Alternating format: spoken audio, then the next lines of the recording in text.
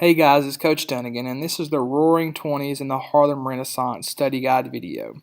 The quiz for this study guide will be on October 17th, which is next Wednesday. The Roaring Twenties are known as the decade of prosperity. During this time period, the standard of living is going to increase. Most people around here are going to be able to purchase items with their disposable income that they've never been able to purchase. They're going to be called luxury items. People are going to be able to buy cars when they really don't need a car, they just want a car. People who never were able to afford a lot of stuff because the economy is going to grow stronger are going to be able to afford quite a bit. You're going to see people with refrigerators and washing machines and hair dryers and vacuum cleaners for the first time. These new products are going to be manufactured very quickly with the assembly line. This decade of prosperity is not only going to do that, but it's also going to lead to a national culture emerging. Because of radio and advertisements, it's going to lead to a standardization of the culture. That is, all Americans are going to begin to share the same culture. Instead of being regional, like the Southerners listen to bluegrass and country music, and the Northerners listen to more contemporary, like jazz and that kind of thing, the radio is going to spread these music types out through the entire country. But not just that, it's going to spread all the product advertisements out, and so people are going to begin to live similar to other people in different parts of the country.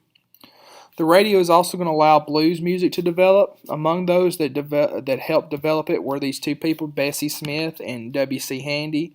In the bottom left, that's Miss Bessie Smith. She's known as the Empress of the Blues. And W.C. Handy, he's known as the Father of the Blues. The radio is also going to allow the Grand Ole Opry to impact Tennessee culture.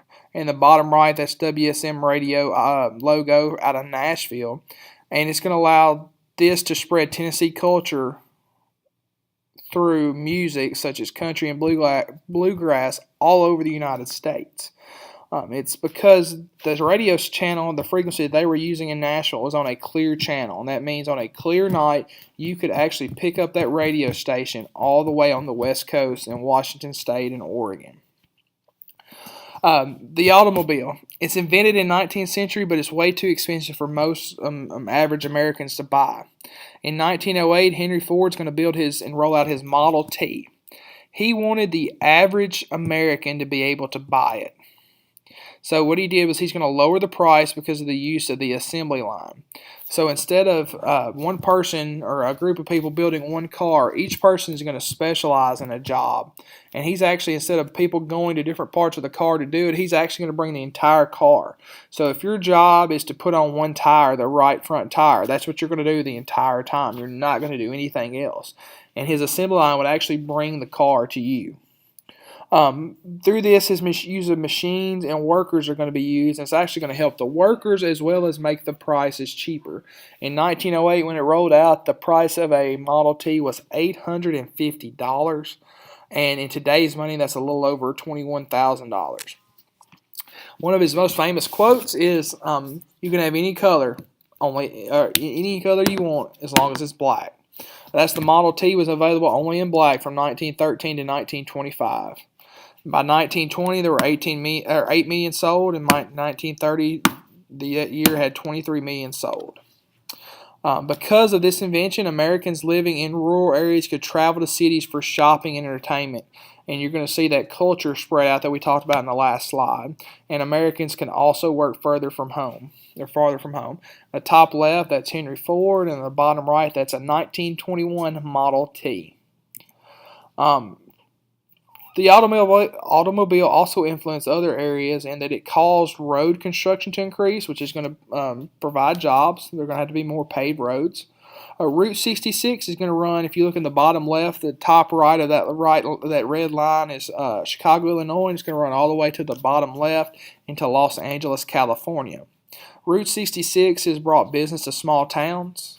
In class, we talked about how, if you've seen the movie Cars, Radiator Springs in the movie was located on Route 66.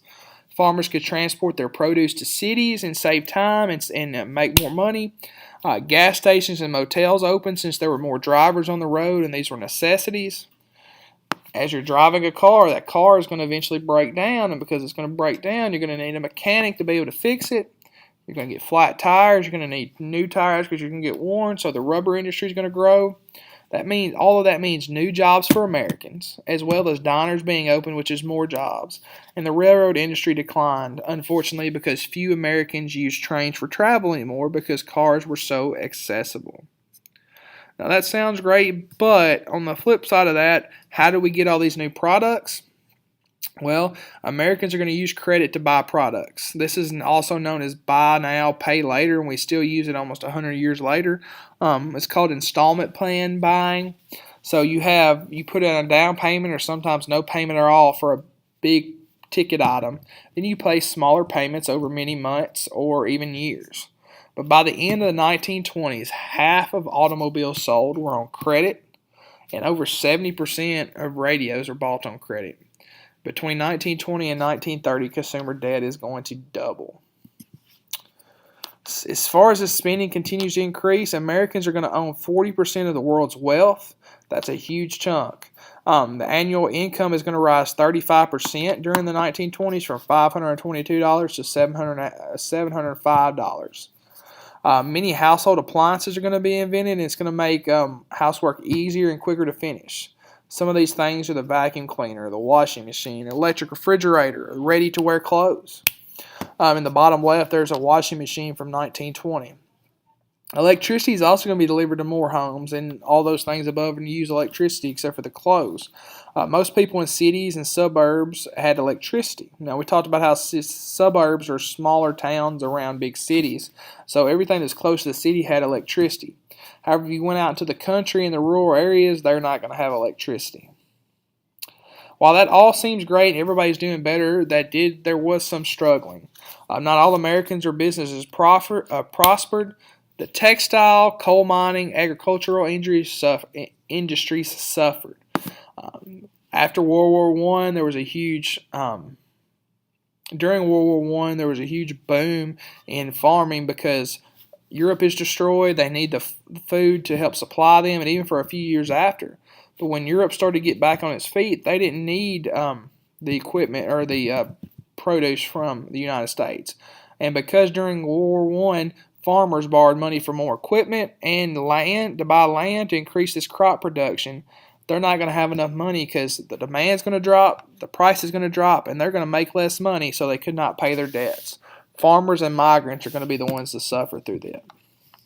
Now, that's not to say that that was the worst thing that happened, but some of the really good things that happened, and one of those is called the Harlem Renaissance. This was an event that increased the popularity of African American culture. It was named after a neighborhood in New York that saw musicians, artists, poets, and others write, sing, paint, and they discussed the pains of being an African American after slavery, as well as celebrate their story culture. You have Langston Hughes, and you have all these different people who are going to come in and they're going to write these stories and these poems, and it's celebrating African American culture, but it's also expressing the pain and expressing all these emotions.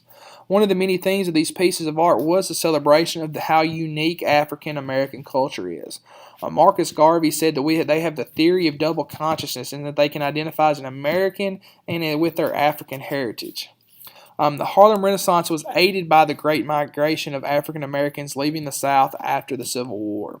Many of them moved to Harlem. After the Civil War, African Americans were fleeing slavery and the Jim Crow laws, and they started moving north to the cities. And one of those cities that kind of welcomed them, it was more progressive, more open-minded communities, and that was Harlem, and they kind of embraced them there. Don't forget, you need to be also, that's kind of the end of everything there. You also need to be studying your review, not studying, but you need to be reviewing your past study guides, because there will be some review questions on this test. Again, this test is October 17th. Be about 15 to 20 questions. All right, thanks.